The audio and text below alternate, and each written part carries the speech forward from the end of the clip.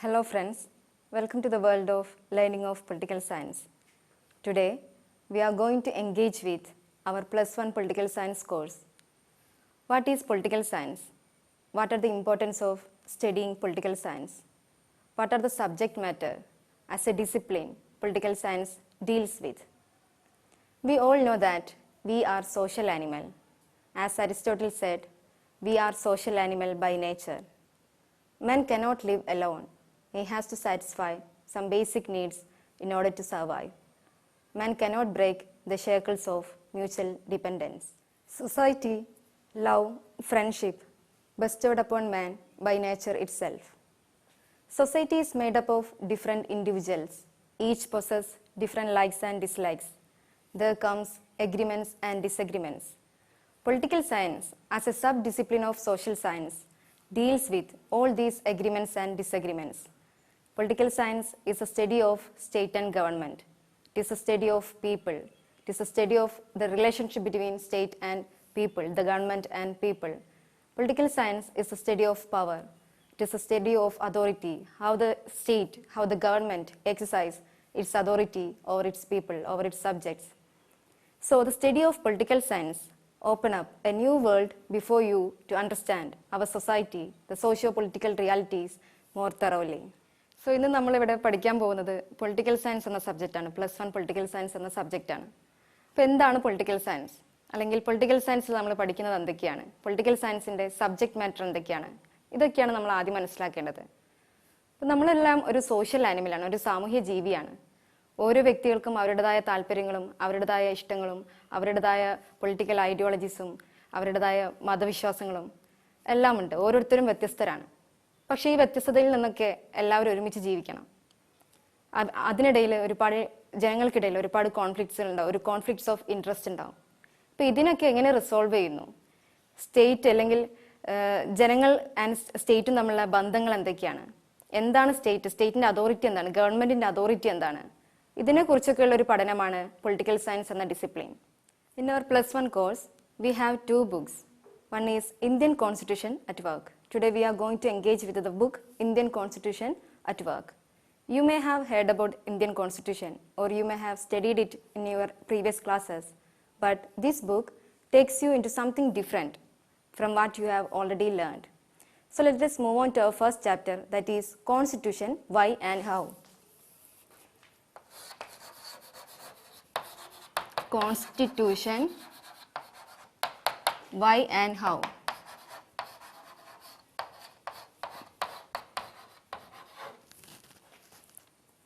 As the title says, first we need to understand what is a constitution, what are the purpose of having a constitution, what are the importance of having a constitution, what are the functions of constitution. So before analyzing, before going to define what is a constitution, let us first examine the functions of constitution. Functions of constitution.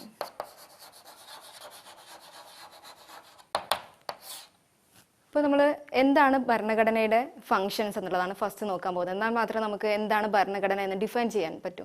അപ്പോൾ first function of our constitution is it allows for coordination and assurance. It allows for coordination and assurance.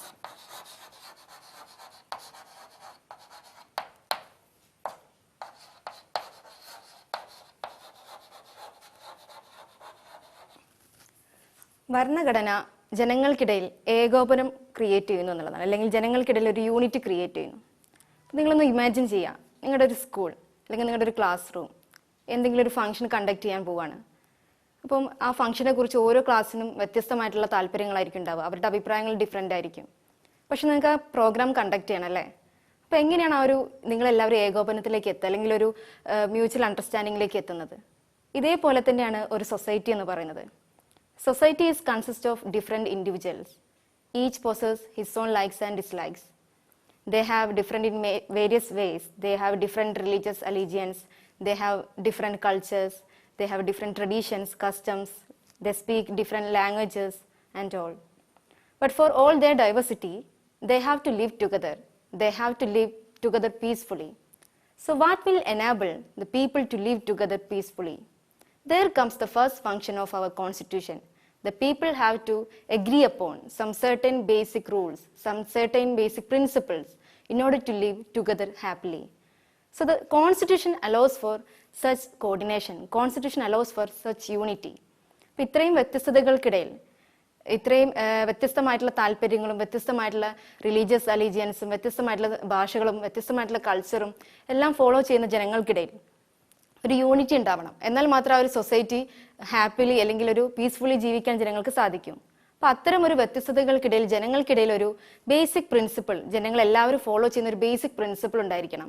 ആ ഒരു basic പ്രിൻസിപ്പിളാണ് അവർ constitution. ആ ഒരു basic തത്വങ്ങളെയാണ് അല്ലെങ്കിൽ ആ ഒരു basic റൂൾസിനെയാണ് നമ്മൾ ഭരണഘടന എന്ന് പറയുന്നത്. അപ്പോൾ ഭരണഘടനയാണ് ജനങ്ങൾക്കിടയിൽ ഒരു യൂണിറ്റി ക്രിയേറ്റ് ചെയ്യുന്നത്, ജനങ്ങൾക്കിടയിൽ ഒരു കോർഡിനേഷൻ ക്രിയേറ്റ് ചെയ്യുന്നത്, ജനങ്ങൾക്കിടയിൽ ഒരു കോഓപ്പറേഷൻ ക്രിയേറ്റ് ചെയ്യുന്നത് ഭരണഘടനയാണ്. ഇപ്പോൾ ഇന്ത്യ എന്ന് പറയുന്നത് വ്യത്യസ്തമായിട്ടുള്ള ഒരുപാട് മതങ്ങളും മതങ്ങൾക്കിടയിൽ ഒരുപാട് സബ് കാസ്റ്റുകളും വ്യത്യസ്തമായിട്ടുള്ള ഒരുപാട് റിലീജിയൻ, ഓരോ സ്റ്റേറ്റിനും വ്യത്യസ്തമായിട്ടുള്ള ലാംഗ്വേജുകൾ, അതിനിടയിൽ തന്നെ ഒരുപാട് റീജിയണൽ ഡിഫറൻസസ്, ഇതൊക്കെയുള്ളൊരു രാജ്യമാണ്. പക്ഷേ ഈ എല്ലാ വ്യത്യസ്തമായിട്ടുള്ള താല്പര്യങ്ങൾക്കിടയിൽ എല്ലാ വ്യക്തികളും ഒരുപോലെ ഈ ഒരു ഇന്ത്യയുടെ ഭാഗമാണ് എന്നുള്ള ഫീലിങ്സ് ഉണ്ടാക്കുന്നത് നമ്മൾ ഈ ഒരു കോൺസ്റ്റിറ്റ്യൂഷനെ ബിലീവ് ചെയ്യുന്നതിലൂടെയാണ്, അല്ലെങ്കിൽ ഈ ഒരു കോൺസ്റ്റിറ്റ്യൂഷനെ നമ്മൾ റെസ്പെക്ട് ചെയ്യുന്നതിലൂടെയാണ്, അല്ലെങ്കിൽ ഈ ഒരു കോൺസ്റ്റിറ്റ്യൂഷനെ നമ്മുടെ പാർട്ടാണ് അല്ലെങ്കിൽ നമുക്ക് വേണ്ടിയുള്ളതാണെന്നുള്ളൊരു വിശ്വാസത്തിലൂടെയാണ്. ഇപ്പോൾ കോൺസ്റ്റിറ്റ്യൂഷൻ്റെ ഫസ്റ്റ് ഫംഗ്ഷൻ എന്ന് പറയുന്നത് ഇറ്റ് അലോസ് ഫോർ കോർഡിനേഷൻ, ജനങ്ങൾക്കിടയിൽ ഒരു ഏകോപനം ഉണ്ടാക്കുന്നു എന്നുള്ളതാണ്. And it also gives assurance to the people, ജനങ്ങൾക്കൊരു ഉറപ്പും കൂടെ നൽകുന്നുണ്ട്. ഈ ബേസിക് റൂൾസ് അല്ലെങ്കിൽ ഈ ബേസിക് പ്രിൻസിപ്പിൾസ് എന്ന് പറയുന്നത് അത് എല്ലാവരും ഫോളോ ചെയ്യേണ്ടതാണ്. ഏതെങ്കിലും ഒരാൾ അത് വയലേറ്റ് ചെയ്യുകയാണെങ്കിൽ അല്ലെങ്കിൽ ഏതെങ്കിലും ഒരാൾ ഭരണഘടനയ്ക്കെതിരായിട്ട് എന്തെങ്കിലും തീരുമാനങ്ങൾ, ഇപ്പം ലെജിസ്ലേച്ചർ എന്തെങ്കിലും തീരുമാനങ്ങൾ എടുക്കുകയാണെങ്കിൽ അല്ലെങ്കിൽ ഏതെങ്കിലും വ്യക്തികൾ നിങ്ങളുടെ ഭരണഘടനയിൽ പറഞ്ഞിട്ടുള്ള റൈറ്റ്സിനെതിരെ നിങ്ങളുടെ റൈറ്റ്സ് വയലേറ്റ് ചെയ്യപ്പെടുകയാണെങ്കിൽ അത് നിങ്ങൾക്ക് ലീഗലി എൻഫോഴ്സിബിൾ ആണ്, നിങ്ങൾക്ക് കോടതിയെ സമീപിക്കാൻ സാധിക്കും എന്നുള്ളൊരു എൻഫോഴ്സ്മെന്റ്, ഒരു ലീഗൽ എൻഫോഴ്സ്മെന്റ് കോൺസ്റ്റിറ്റ്യൂഷൻ നമുക്ക് ജനങ്ങൾക്ക് ഉറപ്പ് നൽകുന്നുണ്ട്. മാത്രമല്ല ഈ റൂൾസ്, ഈ റെഗുലേഷൻസ് അല്ലെങ്കിൽ ഈ ഒരു പ്രിൻസിപ്പിൾസ്, ഈ കോൺസ്റ്റിറ്റ്യൂഷൻ എന്ന് പറയുന്നത് പബ്ലിക്ലി പ്രൊമുൾഗേറ്റഡ് ആവണമെന്നുള്ളതാണ്. എല്ലാ ജനങ്ങളും അതിനെക്കുറിച്ച് അറിയണം, എല്ലാ ജനങ്ങൾക്കും അത് അറിയാനുള്ള അവകാശമുണ്ട്. അപ്പോൾ ഭരണഘടനയുടെ പ്രധാനപ്പെട്ട ഫസ്റ്റ് ഇമ്പോർട്ടൻറ്റ് ഫംഗ്ഷനാണ് it allows for coordination and assurance. Now the second function. The second function of our constitution is specification of decision making powers. It specifies decision making powers.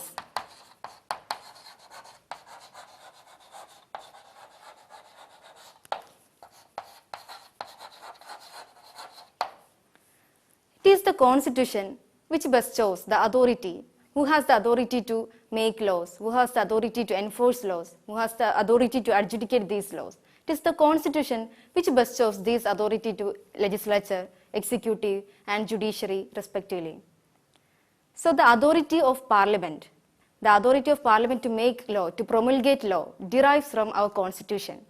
So the constitution specifies, the constitution has the right to decide, who gets to decide what the law should be. It is the constitution which gives the authority to our government.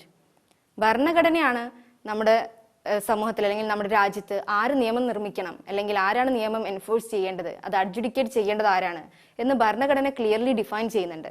Indian constitution ലെജിസ്ലേച്ചറിന്റെ അധികാരങ്ങൾ എന്തൊക്കെയാണ്, എക്സിക്യൂട്ടീവിന്റെ അധികാരങ്ങൾ എന്തൊക്കെയാണ്, ജുഡീഷ്യറിയുടെ അധികാരങ്ങൾ എന്തൊക്കെയാണ് എന്ന് clearly define ചെയ്യുന്നുണ്ട്. അപ്പം എക്സിക്യൂട്ടീവിന്റെയും ലെജിസ്ലേച്ചറിന്റെയും ജുഡീഷ്യറിയുടെ ഒക്കെ അധികാരങ്ങൾ അല്ലെങ്കിൽ പാർലമെന്റിന്റെ ലോ പ്രൊമുൾഗേറ്റ് ചെയ്യാനുള്ള അധികാരം ഇതൊക്കെ ഡിറൈവ് ചെയ്യുന്നത് കോൺസ്റ്റിറ്റ്യൂഷനിൽ നിന്നാണ്. അതുകൊണ്ട് തന്നെ പാർലമെന്റ് എന്നുള്ളത് പാർലമെന്റ് എന്തെങ്കിലും തീരുമാനങ്ങൾ എടുക്കുമ്പോൾ, പാർലമെന്റ് നിയമം പ്രൊമുൾഗേറ്റ് ചെയ്യുമ്പോൾ അത് കോൺസ്റ്റിറ്റ്യൂഷന്റെ പ്രൊവിഷൻസ് അനുസരിച്ചായിരിക്കണം എന്നുള്ളതാണ്. കാരണം കോൺസ്റ്റിറ്റ്യൂഷനിൽ നിന്നാണ് പാർലമെന്റിന്റെ അതോറിറ്റി വരുന്നത്. മാത്രമല്ല പാർലമെന്റ് എന്നുള്ളത് ജനങ്ങളുടെ റെപ്രസെന്റേറ്റീവ് ബോഡിയാണ്. അപ്പോൾ authority of the parliament comes from the constitution. അതുപോലെ തന്നെ നോട്ട് ചെയ്യേണ്ട ഒരു കാര്യമാണ് ഭരണഘടനയുടെ അധികാരം എവിടുന്ന് ഒറിജിൻ ചെയ്യുന്നു എന്നുള്ളത്. അപ്പോൾ ഭരണഘടനയാണ് പാർലമെന്റിന് ഈ അധികാരം നൽകുന്നത്. ആര് നമ്മളെ റൂൾ ചെയ്യണം, ആര് നമ്മളെ ഗവേൺ ചെയ്യണം എന്നുള്ള അധികാരം ഭരണഘടന പാർലമെന്റിന് ബെസ്റ്റോ ചെയ്യുമ്പോൾ ഭരണഘടനയുടെ ഈ അധികാരം എവിടുന്നാണ് വരുന്നത്, അല്ലെങ്കിൽ ഭരണഘടനയുടെ ലെജിറ്റിമസി എന്താണ്? The authority, the legitimacy of our constitution comes from the people. ജനങ്ങളാണ് സുപ്രീം. ഇന്ത്യയിലെ ജനങ്ങളാണ് സുപ്രീം, അല്ലെങ്കിൽ കോൺസ്റ്റിറ്റ്യൂഷൻ ആണ് സോവറിൻ. കോൺസ്റ്റിറ്റ്യൂഷൻ അധികാരം എന്ന് പറയുന്നത് ജനങ്ങളിൽ നിന്ന് ഡിറൈവ് ചെയ്യുന്ന ഒന്നാണ്.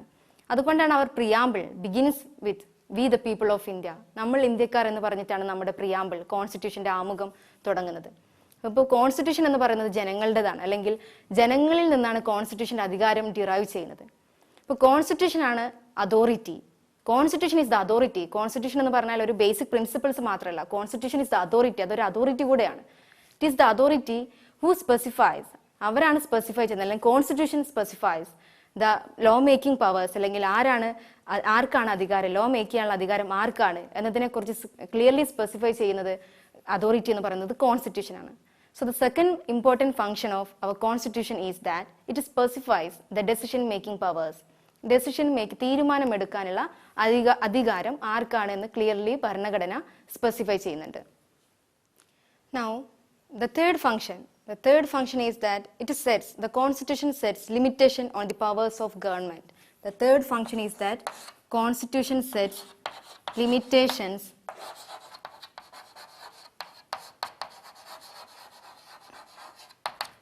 on the powers of government.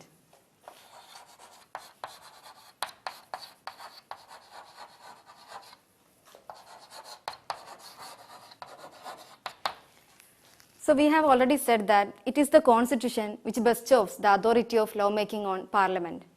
So the authority of parliament is it complete, or the authority of parliament is unlimited? No, the authority of parliament is not unlimited. The authority of parliament is limited by the constitution. The constitution sets some limitations on the authority of parliament in order to protect the rights of people. ജനങ്ങളുടെ അവകാശങ്ങൾ protect ചെയ്യാൻ വേണ്ടിയിട്ട് ഭരണഘടന പാർലമെന്റിന്റെ അധികാരങ്ങളെ limit ചെയ്യുന്നുണ്ട്. Indian parliament എന്ന് പറയുന്നത് ഒരു സോവറീൻ ഇൻസ്റ്റിറ്റ്യൂഷൻ അല്ല. ഇപ്പം ബ്രിട്ടനിലൊക്കെ ആണെങ്കിൽ ബ്രിട്ടീഷ് പാർലമെന്റ് എന്ന് പറയുന്നത് സോവറീൻ ആണ്. പക്ഷേ ഇന്ത്യയിൽ സോവറീൻ ആരാണെന്ന് ചോദിച്ചാൽ ഇന്ത്യയുടെ സോവറീൻ എന്ന് പറയുന്നത് ജനങ്ങൾ, അല്ലെങ്കിൽ കോൺസ്റ്റിറ്റ്യൂഷൻ ആണ്. നമ്മുടെ ഭരണഘടനയാണ് ഇന്ത്യയിൽ സോവറീൻ എന്ന് പറയുന്നത്. അപ്പം ഭരണഘടന ഒരിക്കലും ഒരു അൺലിമിറ്റഡ് അതോറിറ്റി അല്ലെങ്കിൽ അൺലിമിറ്റഡ് പവർ നമ്മുടെ പാർലമെന്റിന് നൽകിയിട്ടില്ല, അല്ലെങ്കിൽ ഗവൺമെന്റിനില്ല. ഇൻ കേസ് ഒരു അൺലിമിറ്റഡ് അതോറിറ്റി ഗവൺമെന്റിന് ഉണ്ടാവുകയാണെങ്കിൽ ഗവൺമെന്റ് ക്യാൻ മേക്ക്, അല്ലെങ്കിൽ parliament can make any law വയലേറ്റീവ് of the fundamental rights of the people, any law which is unjust, unfair. പാർലമെന്റിന് എന്ത് തീരുമാനങ്ങളും എടുക്കാം, അൺഫെയർ ആയിട്ടുള്ള, അൺജസ്റ്റ് ആയിട്ടുള്ള എന്ത് തീരുമാനങ്ങളും എടുക്കാൻ പറ്റും. കാരണം ഇൻ കേസ് ഭരണഘടന അത്തരം അതോറിറ്റിയെ അല്ലെങ്കിൽ പാർലമെന്റിന്റെ പവേഴ്സിനെ ലിമിറ്റ് ചെയ്തിട്ടില്ല എങ്കിൽ, ഫോർ എക്സാമ്പിൾ ഇന്ത്യ എന്ന് പറയുന്നത് നമ്മൾ പറഞ്ഞ വ്യത്യസ്ത മതങ്ങളും റിലീജിയസ് മൈനോറിറ്റീസും എല്ലാം ഉള്ള ഒരു രാജ്യമാണ്. ഇവരുടെയൊക്കെ ഇൻട്രസ്റ്റിനെ പ്രൊട്ടക്ട് ചെയ്യുന്ന, ഇവരുടെയൊക്കെ ഇഷ്യൂസിനൊക്കെ അഡ്രസ്സ് ചെയ്യുന്ന ഒരു കോൺസ്റ്റിറ്റ്യൂഷനാണ് ഇന്ത്യൻ കോൺസ്റ്റിറ്റ്യൂഷൻ. ഇപ്പം പാർലമെന്റ് ഒരു നിയമം പാസ്സാക്കുകയാണ്, ഒരു പെർട്ടിക്കുലർ റിലീജിയസ് ഗ്രൂപ്പ് അവരവരുടെ ടെമ്പിളിലേക്ക് പോകാൻ പാടില്ല, അല്ലെങ്കിൽ സിഖുകാരോട് പറയണം അവർ തലമറയ്ക്കാൻ പാടില്ല, മുസ്ലിം മതക്കാരോട് പറയണം അവർ തലമറയ്ക്കാൻ പാടില്ല എന്നൊക്കെ പറയുന്ന തീരുമാനങ്ങൾ എടുക്കാൻ, അല്ലെങ്കിൽ എന്നൊക്കെ പറയുന്ന നിയമങ്ങൾ കൊണ്ടുവരികയാണെങ്കിൽ എന്ത് സംഭവിക്കും? ഈ മൈനോറിറ്റീസിന് അവരുടെ ഇൻട്രസ്റ്റ് പ്രൊട്ടക്ട് ചെയ്യപ്പെടാതെ വരും അല്ലേ? അപ്പൊ അത്തരം ഒരു കേസ് ഉണ്ടാവുമെന്നതിനാൽ ഭരണഘടന പാർലമെന്റിന് ഒരിക്കലും ഒരു അൺലിമിറ്റഡ് അതോറിറ്റി നൽകിയിട്ടില്ല. പാർലമെന്റ് എന്ന് പറയുന്നത് ഭരണഘടനയുടെ പ്രൊവിഷൻസിനനുസരിച്ച് മാത്രമേ മുന്നോട്ട് പോകാൻ പാടുള്ളൂ.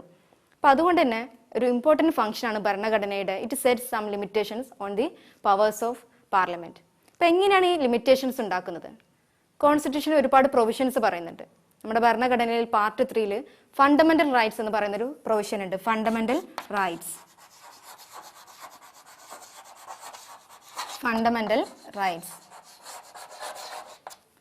പാർട്ട് 3.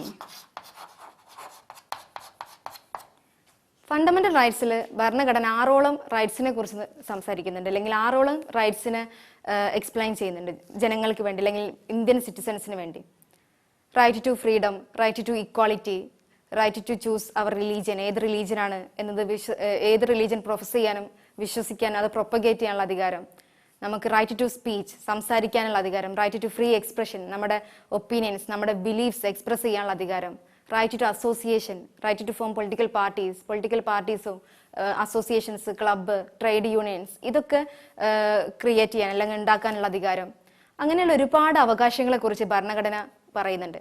അപ്പോൾ ഇതിനെയൊന്നും വയലേറ്റ് ചെയ്തിട്ടുള്ള ഒരു തീരുമാനങ്ങളും ഒരു നിയമങ്ങളും പാർലമെന്റിന് അല്ലെങ്കിൽ ഗവൺമെന്റിന് എടുക്കാൻ പറ്റില്ല. അപ്പം അതുകൊണ്ട് തന്നെ ഭരണഘടന കൃത്യമായിട്ട് അധികാരങ്ങൾ, ലെജിസ്ലേച്ചറിന്റെ അധികാരങ്ങൾ എന്തൊക്കെയാണ്, എക്സിക്യൂട്ടീവിന്റെ അധികാരങ്ങൾ എന്തൊക്കെയാണ്, ജുഡീഷ്യറിയുടെ അധികാരങ്ങൾ എന്തൊക്കെയാണ് എന്ന് കൃത്യമായിട്ട് വിവരിക്കുന്നുണ്ട്. അതുപോലെ തന്നെ ഒരു ചെക്ക് ആൻഡ് ബാലൻസ് സിസ്റ്റമായിട്ട് എങ്ങനെ ഇവർ പ്രവർത്തിക്കണം, ഈ 3 ഓർഗൻസ് ഓഫ് ഗവൺമെന്റ് ഒരു ചെക്ക് ആൻഡ് ബാലൻസ് സിസ്റ്റമായിട്ട് എങ്ങനെ പ്രവർത്തിക്കണം എന്നൊക്കെ ക്ലിയർലി മെൻഷൻ ചെയ്യുന്ന ഒരു ഡോക്യുമെന്റ് ആണ്, ഒരു പ്രിൻസിപ്പിളാണ് നമ്മുടെ constitution. So our constitution is the body of principles which says about the state, how the government should be constituted എന്നൊക്കെ പറയുന്ന the rights of the people, ജനങ്ങളുടെ അവകാശങ്ങൾ എന്തൊക്കെയാണ്, ഇതിനെക്കുറിച്ച് പറയുന്ന ജനങ്ങളുടെ ഡ്യൂട്ടീസ് എന്തൊക്കെയാണ്, ഗവൺമെന്റിന്റെ റെസ്പോൺസിബിലിറ്റീസ് എന്തൊക്കെയാണ്, ഇതിനെക്കുറിച്ചൊക്കെ പറയുന്ന ഒരു ഡോക്യുമെന്റ് ആണ് അല്ലെങ്കിൽ ഒരു ചട്ടക്കൂടാണ് അവർ കോൺസ്റ്റിറ്റ്യൂഷൻ എന്ന് പറയുന്നത്. Next, the fourth function of our constitution is it manifests, the constitution manifests the aspirations of the society. The aspiration, it enshrines, the constitution enshrines the aspirations of the society. It enshrines the aspirations of the people.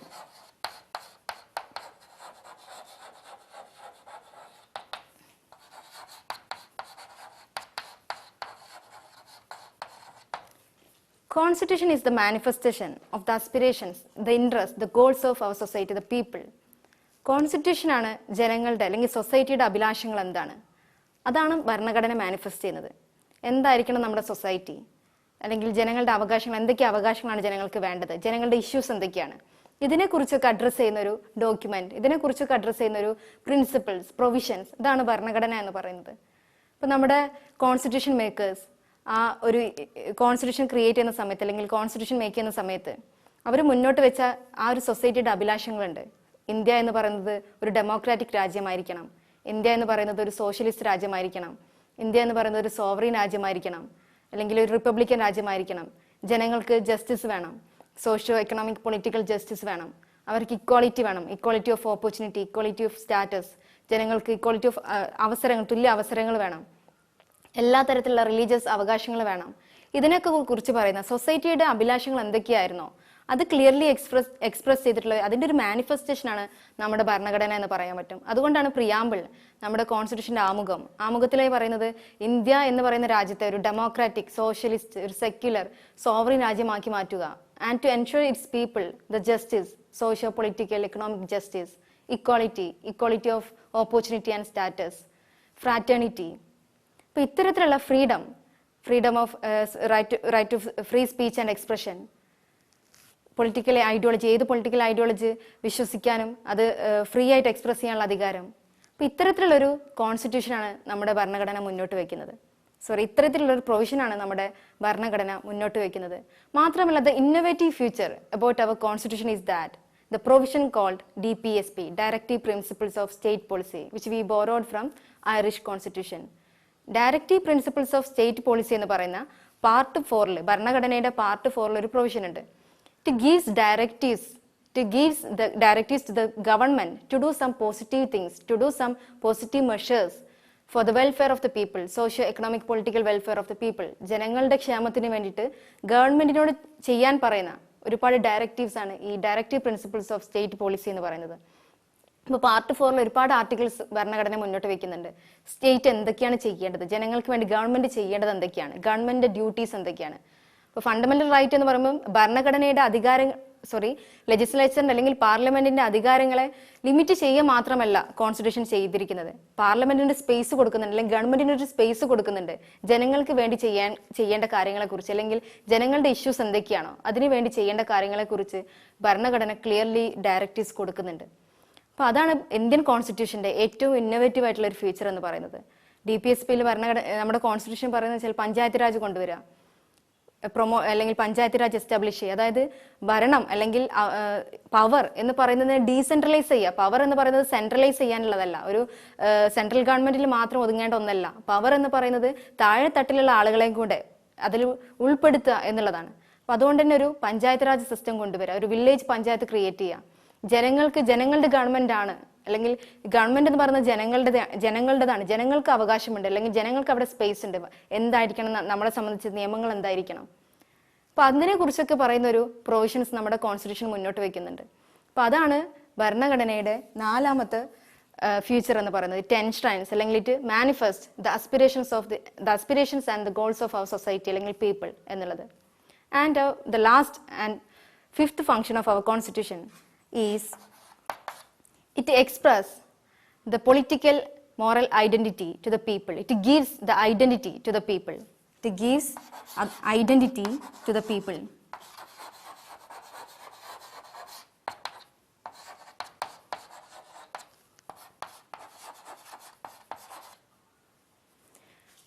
constitution through which people gets the identity. അല്ലെങ്കിൽ by agreeing upon these basic rules, by agreeing upon our constitution, people derives the identity called India. We are Indians. നമ്മൾ Indian ആണ് എന്നുള്ള ഈ ഒരു identity, political and moral identity നമുക്ക് നൽകുന്നത് ഭരണഘടനയാണ്. പല രാജ്യങ്ങളും ഒരു എത്നിക് ബേസിസിൽ ഐഡന്റിറ്റിയെ എസ്റ്റാബ്ലിഷ് ചെയ്യാറുണ്ട്. പക്ഷേ ഇന്ത്യ എന്ന് പറയുന്നത് ഒരു എത്നിക് ബേസിലോ റിലീജിയസ് ബേസിലോ അല്ലെങ്കിൽ കാസ്റ്റ് ബേസിലോ ഒന്നല്ല നമ്മുടെ ഇന്ത്യൻ ഐഡന്റിറ്റിയെ എസ്റ്റാബ്ലിഷ് ചെയ്തിരിക്കുന്നത്. അപ്പം ഇന്ത്യയിൽ ജീവിക്കുന്ന എല്ലാ വ്യക്തികളും, എല്ലാ ഇൻഡിവിജ്വൽസും ഇന്ത്യൻ സിറ്റിസൺ എന്ന് പറയുന്നത്, അല്ലെങ്കിൽ എല്ലാ വ്യക്തികളും ഇന്ത്യൻ സിറ്റിസൺ ആണ് by agreeing upon our constitution. ഈ കോൺസ്റ്റിറ്റ്യൂഷനിൽ പറയുന്ന പ്രൊവിഷൻസ് എഗ്രി ചെയ്യുന്നതിലൂടെ. അപ്പോൾ നമ്മൾ എങ്ങനെയാണ് ഈ കോൺസ്റ്റിറ്റ്യൂഷൻ്റെ പ്രൊവിഷൻസ് എഗ്രി ചെയ്യുന്നത്? എല്ലാ ക്ലാസസ് ഓഫ് പീപ്പിളുടെയും, എല്ലാ ക്ലാസസ് ഓഫ് സെക്ഷൻസ് ഓഫ് പീപ്പിളുടെയും ഇൻട്രസ്റ്റുകളെ പ്രൊട്ടക്ട് ചെയ്യുന്നുണ്ട്, അവരനുഭവിക്കുന്ന പ്രശ്നങ്ങളെ അഡ്രസ്സ് ചെയ്യുന്നുണ്ട് എന്നുള്ളൊരു ഫീലിംഗ്, നമുക്കൊരു ഫീലിംഗ് ഉണ്ട്, ഒരു റീസൺ ഉണ്ട് ഈ ഭരണഘടനയെ ഫോളോ ചെയ്യാൻ. അപ്പം അതുകൊണ്ട് തന്നെ ഈ റീസണാണ് നമുക്ക് ഈ ഒരു ഐഡന്റിറ്റി ക്രിയേറ്റ് ചെയ്യുന്നത്. നമ്മുടെ ഇന്ത്യ എന്ന് പറയുന്ന ഒരു ഐഡന്റിറ്റി, അല്ലെങ്കിൽ നമ്മളൊക്കെ ഇന്ത്യ എന്ന് പറയുന്ന ഐഡിയയുടെ ഭാഗമാണ് എന്നുള്ളൊരു ഫീലിങ്സ് നമുക്ക് ഉണ്ടാക്കി തരുന്നത്. അപ്പം ഏറ്റവും ഇമ്പോർട്ടൻറ്റ് ഫംഗ്ഷൻ എന്ന് പറയുന്നത് ഭരണഘടനയാണ് ജനങ്ങൾക്ക് ഒരു ഐഡന്റിറ്റി നൽകുന്നത് എന്നുള്ളതാണ്. These are the functions of our constitution. Now how can we define a constitution? We have learned about the functions of our constitution and also we have learn constitution is a document. It's a body of some principle about the state, how the state should be constituted, and it is the authority from which our parliament gets the authority to make laws. So how can we define a constitution?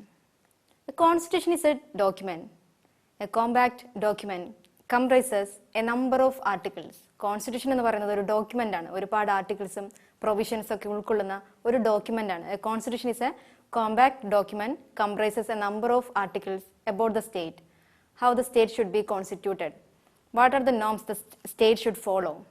ഇതിനൊക്കെ കുറിച്ച് പറയുന്ന ഒരു document ആണ് ഭരണഘടന എന്ന് പറയുന്നത്. State എങ്ങനെ constitute ചെയ്യണം, സ്റ്റേറ്റിന്റെ ഫംഗ്ഷൻസ് എന്തൊക്കെയാണ്, അല്ലെങ്കിൽ സ്റ്റേറ്റിന്റെ പവേഴ്സ് എന്തൊക്കെയാണ്.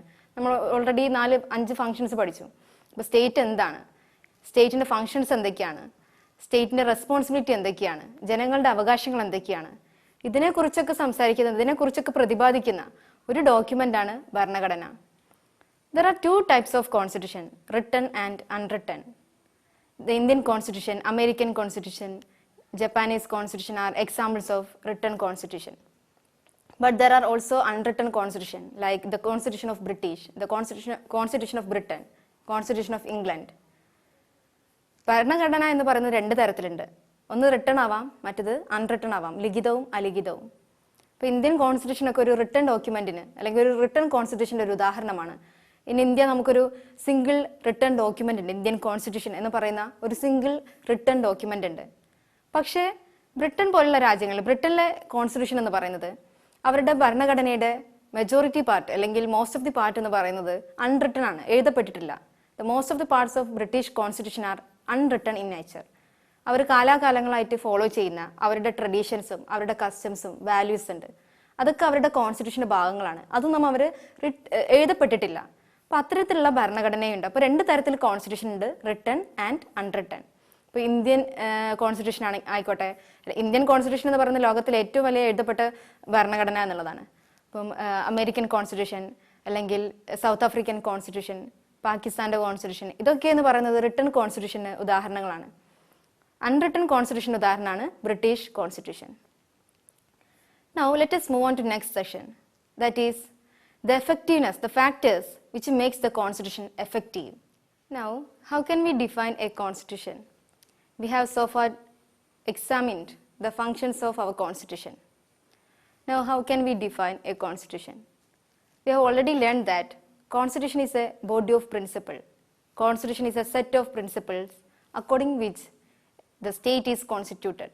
ഭരണഘടന എന്ന് പറയുന്നത് ഒരു ബോഡി ഓഫ് പ്രിൻസിപ്പിൾസ് ആണ്, ഒരു സെറ്റ് ഓഫ് പ്രിൻസിപ്പിൾസ് ആണ്. അതനുസരിച്ചാണ് ഒരു സ്റ്റേറ്റ് അല്ലെങ്കിൽ ഗവൺമെന്റിനെ കോൺസ്റ്റിറ്റ്യൂട്ട് ചെയ്യുന്നത് നമ്മൾ ഓൾറെഡി പഠിച്ചു.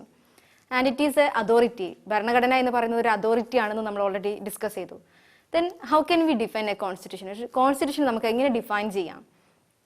Constitution is A document. Constitution is a compact document, comprises a number of articles about the state, how the state should be constituted, what are the norms the state should follow.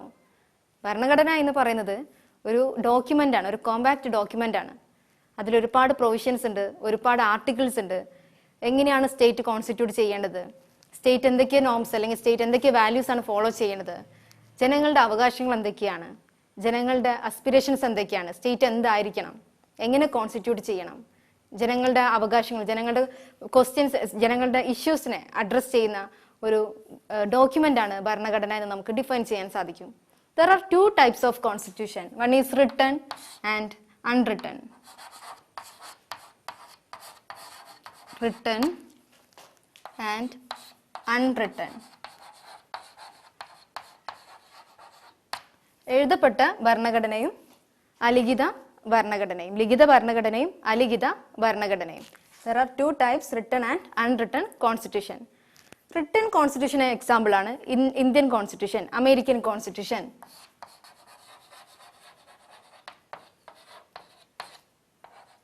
Indian constitution, American constitution ഒക്കെ written കോൺസ്റ്റിറ്റ്യൂഷന് ഉദാഹരണങ്ങളാണ്.